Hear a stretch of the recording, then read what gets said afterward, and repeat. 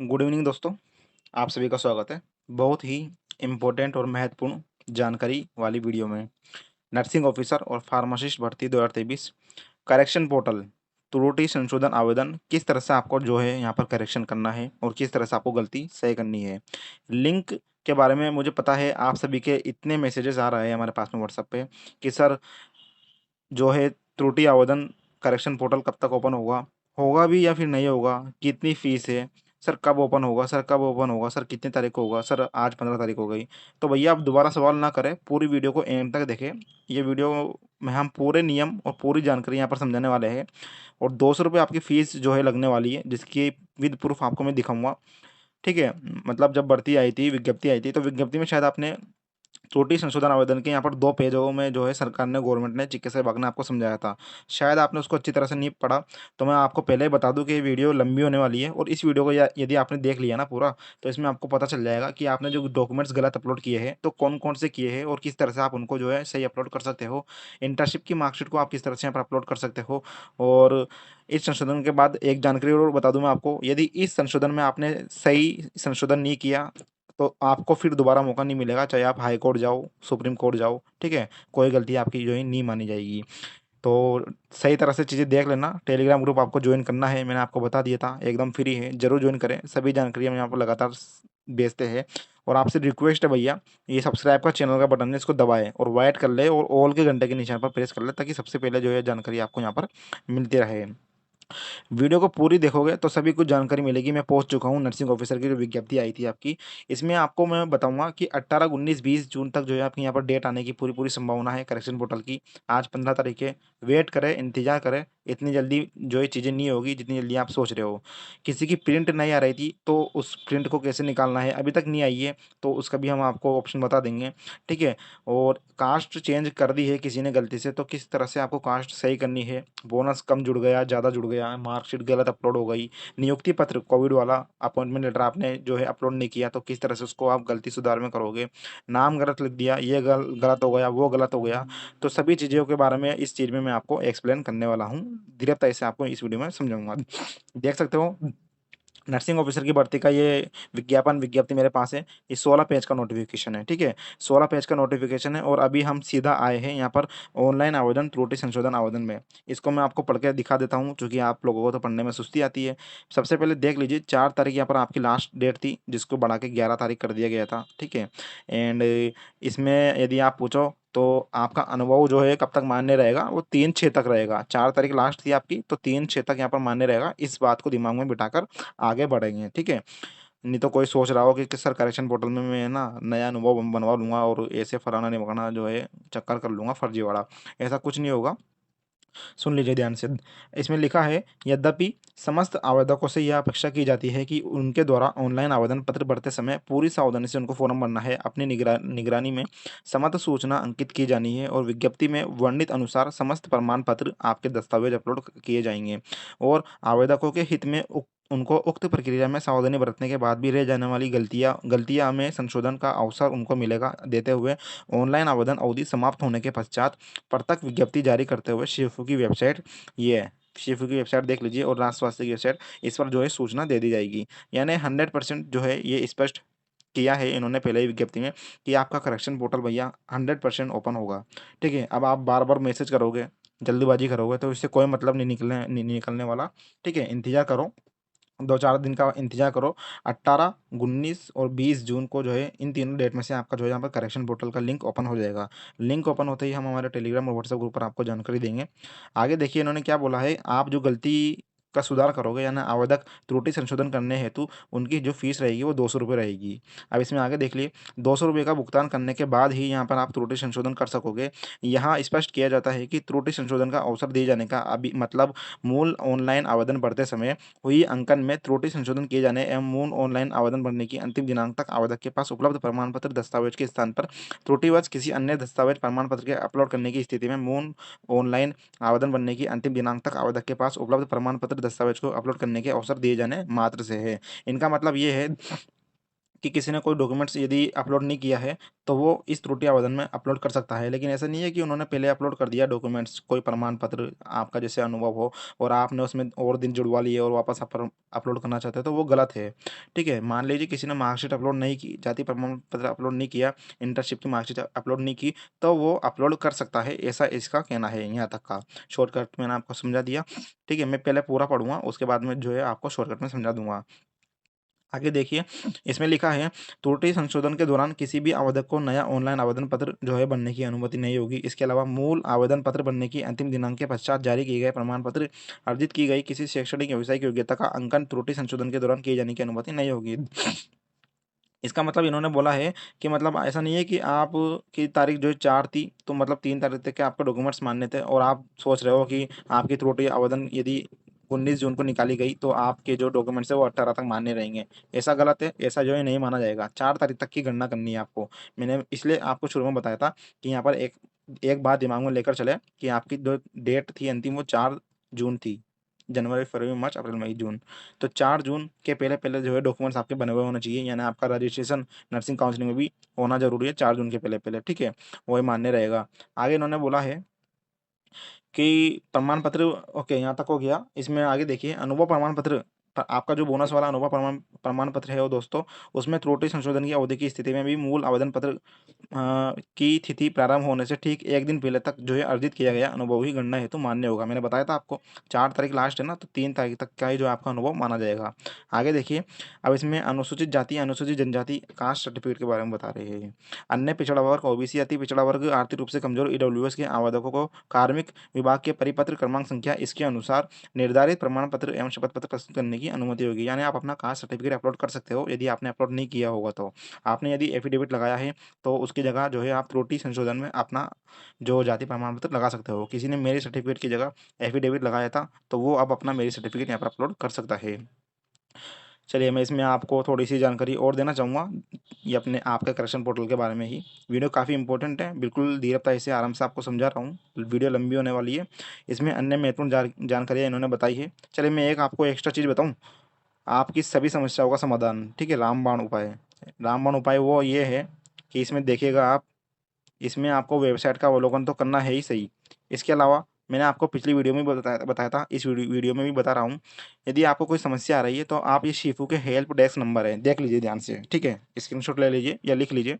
इन number पर phone कर लो, किसी की प्रिंट नहीं निकली है, पेंडिंग बता रही है, या फिर आप ईमेल कर सकते हो इस ईमेल पर, ठीक है? ये ईमेल है, ईमेल ढंग से देख लीजिए।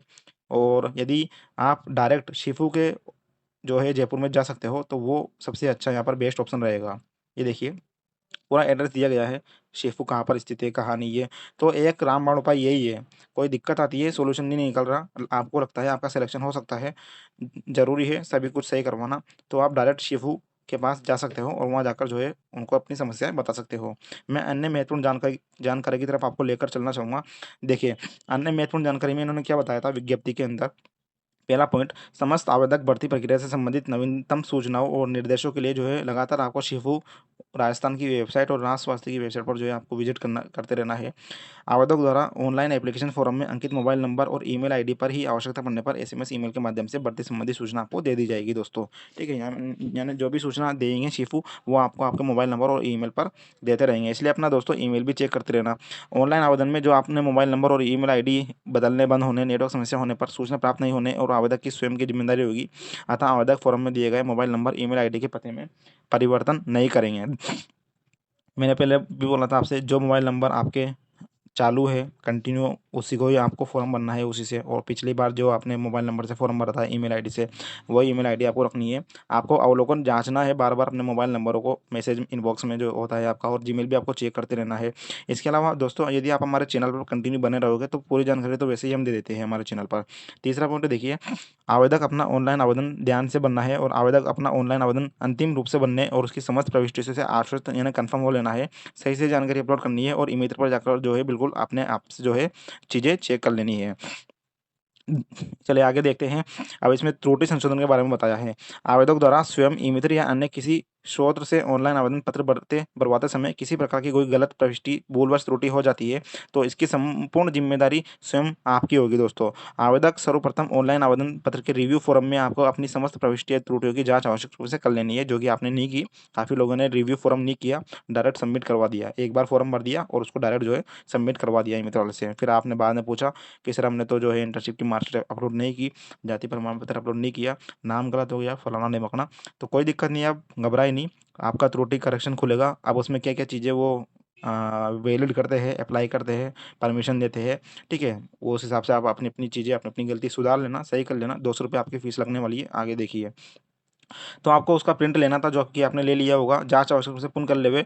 अगर कोई गलती पाई जाती है तो शिफू द्वारा ऑनलाइन आवेदन पत्र में त्रुटि संशोधन का अवसर दिया जाएगा आपको, और दिए जाने समय विज्ञप्ति में वर्णित निर्देश के अनुसार इस हेतु निर्धारित की जाने वाली प्रक्रिया अनुसार त्रुटि संशोधन आवश्यक रूप से कर लेना है। इसके पश्चात किसी प्रकार का कोई भी ऑनलाइन या ऑफलाइन त्रुटि संशोधन परिवर्तन स्वीकार नहीं किया जाएगा, ठीक है। यानी अभी जो करेक्शन पोर्टल ओपन होगा, इसमें भी यदि आप गलती कर लेते हो और इसकी डेट निकल जाती है तो उसके बाद तो भैया बाय बाय टाटा कर लेना, ठीक है। राहुल गांधी जी का वो फेमस डायलॉग है ना, बाय बाय टाटा खत्म, ठीक है। तो ध्यान से करेक्शन पोर्टल में बिल्कुल सही सही कर लेना है, इसलिए मैंने बोला आपसे कि वीडियो ध्यान से देख लेना, और ये शेयर भी करना है आप सभी को वीडियो को। और अगर कोई समस्या आती है तो आप हमें टेलीग्राम ग्रुप ज्वाइन कीजिए, हमारा व्हाट्सएप ग्रुप ज्वाइन कीजिए। हमें इंस्टाग्राम पर भी जो है आप मैसेज कर सकते हो, इंस्टाग्राम का लिंक भी आपको हमारे वीडियो के डिस्क्रिप्शन में है। जिसको ज़्यादा ही समस्या है वो ही इंस्टाग्राम पर मैसेज करें, अन्यथा ऐसा नहीं कि सभी मैसेज कर रहे हो इंस्टाग्राम पर। आप आगे देखिएगा इसमें क्या लिखा है। ऐसी किसी भी त्रुटि का संपूर्ण दायित्व स्वयं आवेदक का होगा। यदि आप करेक्शन पोर्टल में भी गलती कर देते हो तो ये आपकी जिम्मेदारी मानी जाएगी। और साथ ही आवेदक को यह भी सलाह दी जाती है कि अगर आवेदक ई मित्र या अन्य स्रोत से आवेदन करवाता है तो आवेदक स्वयं ई मित्र पर जाना है और अपनी आंखों से देख रेख में जो है आवेदन करना है, त्रुटि करेक्शन करना है। ई मित्र और अन्य स्रोत के भरोसे ना छोड़े कि इनके द्वारा अपना ऑनलाइन आवेदन पत्र सही से भर दिया होगा, ठीक है, या जाएगा। अपने भाइयों के भी भरोसे ना छोड़े दोस्तों, क्योंकि रूल्स रेगुलेशन काफ़ी अलग होते हैं नर्सिंग भर्तियों में। कई सालों में भर्तियाँ आती है, 4-5 सालों में। और ध्यान रहे कि जो भी आपने गलतियों की है उसको बाद में परिवर्तित नहीं किया जाएगा, और इस कारण से यदि आवेदक अपात्र अथवा चयन से वंचित होता है तो ये आपकी जिम्मेदारी रहेगी। 7वें पॉइंट में देख लीजिए इन्होंने क्या बताया है प्रमाण पत्रों के बारे में। यदि आवेदक द्वारा अपनी श्रेणी से भिन्न श्रेणी में आवेदन किया जाता है, दोस्तों कमेंट करें, जो भी आपकी परेशानी है कमेंट करें। इस वीडियो में तो मैं हर एक कमेंट का जो है आपको रिप्लाई दूंगा, ठीक है। 7वां पॉइंट देखिए, यदि आवेदक द्वारा अपनी श्रेणी से भिन्न श्रेणी में जो है आपको आवेदन करता है, यानी कि कोई जनरल का है भैया, उसने ओबीसी में कर दिया, नहीं छोड़ो, चलो मान के चलो कोई एससी का है, एसटी का है, ओबीसी का है। अब उसने दूसरी कास्ट में जो है फॉर्म अप्लाई कर दिया, किसमें, जनरल में कर दिया, या फिर जनरल वाले ने इसमें कर दिया, इसने इसमें कर दिया। तो उसके पास क्या मौका है, मैं बताऊँ आके आपको। तो इसे अधिकारों का परित्याग मानते हुए आवेदन पत्र में त्रुटि संशोधन की निर्धारित अवधि के पश्चात ही उसकी श्रेणी में परिवर्तन की अनुमति नहीं दी जाएगी, ठीक है। यानी त्रुटि संशोधन शायद इसमें आप सही कर सकते हो। अब ये तो भैया करेक्शन पोर्टल ओपन होने के बाद ही, मेरे हिसाब से तो इसमें ज़्यादा तक लग सकता है मुझे। यदि आपने कास्ट गलती कर दी है तो आप सही कर लेना त्रुटि संशोधन में, लेकिन आपको जो है आपका कास्ट सर्टिफिकेट यहाँ पर अपलोड करना पड़ेगा। और इसमें देखिए यहाँ पुनः स्पष्ट किया जाता है कि त्रुटि संशोधन का अवसर दिए जाने की का मतलब ये नहीं है कि आपने 4 तारीख जो आपकी लास्ट डेट है उसके बाद के जो है आप डॉक्यूमेंट्स अपलोड कर रहे हो, उसके पहले तक की नियम अनुसार आपको चीज़ें जो है यहाँ पर मान्य होगी, वो आपको पता चल जाएगी। देखिए यह पुनः यह स्पष्ट किया जाता है कि त्रुटि संशोधन का अवसर दिए जाने का मतलब मूल और ऑनलाइन आवेदन भरते समय अंकन में त्रुटि संशोधन किए जाने और मूल मूल ऑनलाइन आवेदन बनने की अंतिम दिनांक तक आवेदक के पास उपलब्ध प्रमाण पत्र दस्तावेज के स्थान पर त्रुटिवश किसी अन्य दस्तावेज प्रमाण पत्र के अपलोड करने की स्थिति में मूल ऑनलाइन आवेदन बनने की अंतिम दिनांक तक आवेदक के पास उपलब्ध प्रमाण पत्र दस्तावेज को अपलोड करने का अवसर दिए जाने मात्र से है, ठीक है। यानी कोई आपने डॉक्यूमेंट्स अपलोड नहीं किया तो आप अपलोड कर सकते हो, ये मतलब होता है करेक्शन पोर्टल का। आपने नाम गलत कर दिया आपका, तो नाम सही कर सकते हो, ये होता है मतलब, ठीक है। त्रुटि संशोधन के दौरान किसी भी आवेदक को नया ऑनलाइन आवेदन बनने की जो है इजाजत नहीं होगी, और मूल आवेदन पत्र बनने की अंतिम दिनांक के पश्चात जारी किए गए प्रमाण पत्र और योग्यता का अंकन त्रुटि संशोधन के दौरान किए जाने की अनुमति नहीं होगी। गलत श्रेणी में आवेदन करने पर आवेदक का आवेदन पत्र शिफु विभाग द्वारा किसी भी स्तर से निरस्त किया जा सकता है, यदि आपने उसको करेक्शन पोर्टल में सही नहीं किया तो, जिसकी समस्त जिम्मेदारी आपकी होगी। अब आगे देखिए इन्होंने क्या बोला है। अनुसूचित जाति, अनुसूचित जनजाति, अन्य पिछड़ा वर्ग, अति पिछड़ा वर्ग और शहरी या आर्थिक रूप से कमजोर उत्कृष्ट खिलाड़ी, भूतपूर्व सैनिक, टीएसपी, विधवा, विच्छिन्न विवाह, विशेष योग्यजन आदि वर्ग के आवेदक ऑनलाइन एप्लीकेशन फॉर्म प्रस्तुत सबमिट करते समय अपने वर्ग का स्पष्ट रूप से यहाँ पर उल्लेखित निर्धारित कॉलम में करना है। यानी जो भी जिस कास्ट से बिलोंग करता है तो भैया वही कास्ट लिखे, गलत ना भरे और उससे संबंधित अपना प्रमाण पत्र जरूर जरूर यहाँ पर अपलोड कर दें। आगे देखिए, इसमें ऑनलाइन एप्लीकेशन फॉर्म भरने की अंतिम दिनांक पश्चात त्रुटि संशोधन करने की अवधि समाप्त होने के बाद वर्ग परिवर्तन नहीं किया जाएगा। ठीक है, इन्होंने बोल दिया है यदि करेक्शन पोर्टल की डेट निकल जाती है उसके बाद भी जो है आप गलती कर देते हो तो उसके बाद आपको कोई भी यहाँ पर चांस नहीं दिया जाएगा। चाहे आप कोर्ट जाओ, सुप्रीम कोर्ट जाओ, फलाना ढिमकना जाओ, ठीक है ना, रोते रहो, इनको कोई फर्क नहीं पड़ने वाला। आपका जो है या तो आपका जनरल में काउंट कर लिया जाएगा या फिर आपका आवेदन निरस्त कर दिया जाएगा। ऐसे आवेदकों को जो उक्त वर्ग का उल्लेखित नहीं करते हैं तो वर्ग विशेष का लाभ विज्ञापित पदों हेतु दिए नहीं होकर आवेदक द्वारा ऑनलाइन आवेदन पत्र में जो श्रेणी वर्ग भरा है उस श्रेणी में ही जो है मानकर कार्रवाई की जाएगी। यानी परित्याग मान लिया जाएगा, भाई आपने दान कर दी अपनी कास्ट, ठीक है ना, आपने दान कर दी अपनी कास्ट, गलती कर दी तो ये मान लिया जाएगा। यानी जनरल ओबीसी वाला है, जनरल में भर दिया तो जनरल में ही उसकी जो है मेरिट निकलेगी। आगे देखिए, आपको उस संबंधित वर्ग, यदि आप करेक्शन में सही कर लेते हो तो उससे संबंधित आपको प्रमाण पत्र दस्तावेज आपको अपलोड करने हैं। ठीक है, नहीं पाए गए संलग्न अगर प्रमाण पत्र तो मूल दस्तावेज तो आपकी जो है मान्यता रद्द कर दी जाएगी। 8वां पॉइंट देखिए, कुछ पॉइंट और बाकी है, वीडियो पूरी देखें दोस्तों तभी आपको यहाँ पर जानकारी मिलेगी, शेयर कीजिएगा।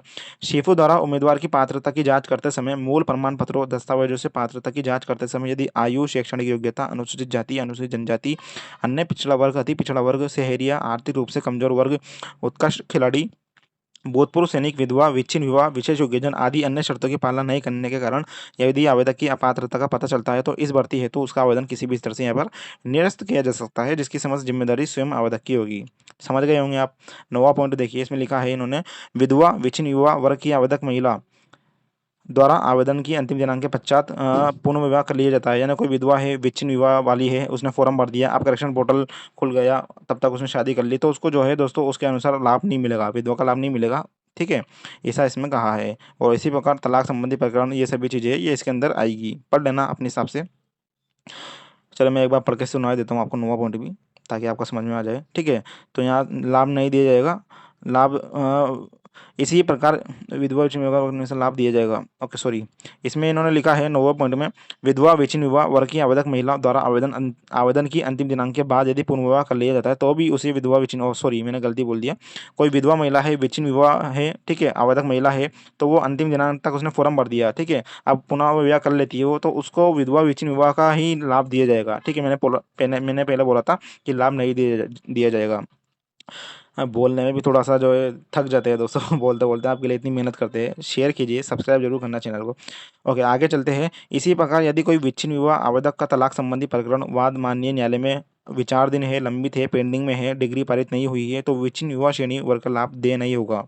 साथ ही विधवा, विच्छिन्न विवाह श्रेणी की महिला को ऑनलाइन आवेदन की अंतिम दिनांक तक पुनः विवाह नहीं किए जाने संबंधी एवं विधवा, विच्छिन्न विवाह श्रेणी में होने संबंधी शपथ पत्र भी उसको प्रस्तुत करना होगा। यानी जो भी महिला है विधवा, विच्छिन्न विवाह है तो उसको यहाँ पर शपथ पत्र बनता है एक, वो अपलोड करना होगा। 10वें पॉइंट में देखिए, आवेदक विज्ञापित पद हेतु सभी आवेदन करें तब वह इस पद हेतु विज्ञापित में निश्चित उच्च सीमा के अंतर्गत वांछित शैक्षणिक व्यावसायिक योग्यता रजिस्ट्रेशन। इसका मतलब ये है यदि कोई इस भर्तियों में अप्लाई कर रहा है तो वो तभी अप्लाई करे जब वो इन सभी विज्ञप्ति के अनुसार शर्तें पूरा करता हो, जैसे 12th पास की हो, नर्सिंग हो, ओके, और रजिस्ट्रेशन हो उसके पास नर्सिंग का, तभी वो इसमें आवेदन करें। 11 पॉइंट देखिए, आवेदक को इस विज्ञप्ति में दी गई आयु सीमा में छूट के अतिरिक्त अन्य किसी प्रकार की कोई भी आयु और अधिकतम आयु संबंधी छूट नहीं दी जाएगी। यानी इस विज्ञप्ति में जो भी छूट दी गई है आपको आयु में, वही आपको छूट दी जाएगी। राज्य में कार्यरत नियमित कर्मचारी को देय लाभ, आयु सीमा में छूट, आरक्षण इत्यादि केवल राजस्थान राज्य के कर्मचारी को ही प्राप्त है। अन्य राज्य के कर्मचारी या केंद्र सेवा के कर्मचारी सामान्य नहीं माने जाएंगे, उन्हें उक्त लाभ नहीं दिया जाएगा। जैसे कि राजस्थान में कोई नियमित कर्मचारी काम कर रहा है, उसने फॉर्म भर दिया, ठीक है, तो उसको जो भी छूट, आरक्षण, लाभ जो भी मिल रहे हैं वो राजस्थान राज्य के कर्मचारी को ही प्राप्त है। यानी अन्य राज्य के कर्मचारी या केंद्र सेवा के कर्मचारी सामान्य नहीं माने जाएंगे, जनरल में ही उनको जो है काउंट यहाँ पे किया जाएगा। तो ये वीडियो थी दोस्तों, हमने पूरी कोशिश करी आपको समझाने की, और घबराने की कोई ज़रूरत नहीं है। करेक्शन पोर्टल आपका खुलेगा, 100% खुलेगा, 18, 19, 20 तक आपके आने की उम्मीद है। और आप अपनी जो भी गलती हुई हो उसको जो है आप यहाँ पर सही कर सकते हो। सही कैसे करना है आपको, मैं आपको लेके भी चलता हूँ वेबसाइट की तरफ। मैं अभी हूँ दोस्तों शेफो की वेबसाइट पर, यहाँ शेफो की वेबसाइट पर हूँ मैं। और यहाँ शेफो की वेबसाइट पर नीचे यदि आप स्क्रॉल करोगे तो यहाँ पर आपके सामने आता है nursing officer recruitment. Short advertisement यानी छोटा वाला नोटिफिकेशन, डिटेल एडवर्टाइजमेंट डिटेल वाला notification, click here for apply nursing officer. ठीक है, गाइडलाइंस यहाँ पे दी गई है, इंपॉर्टेंट इन्फॉर्मेशन आपको यहाँ पर दी गई है 3 लेटर में। जब आपका लिंक ओपन होगा तो इनमें से ही एक आपका जो है यहाँ पर डिस्क्रिप्शन में आ जाएगा, और ये न्यू है, न्यू लिखा हुआ आएगा यहाँ पर, आ जाएगा भाई करेक्शन पोर्टल लिंक ओपन। ठीक है, और न्यू इस तरह से जो है लिंक होता रहेगा। तो इस पे ही वहाँ पे आपको क्लिक करना है। क्लिक करने के बाद में जो है आपको यहाँ पर जाना अपना करेक्शन पोर्टल जो है अपने करेक्शन सही कर लेनी है। अभी यहाँ पर आ रहा है एक option click here for apply online nursing officer, यदि इस पर क्लिक करते हैं तो क्लिक करने के बाद सर्विस अनअवेलेबल आती है, चूंकि 11 तारीख यहाँ पर आपकी लास्ट डेट निकल चुकी है। तो ये जानकारी थी, मिलते हैं नेक्स्ट वीडियो में, तब तक के लिए धन्यवाद, टेक केयर।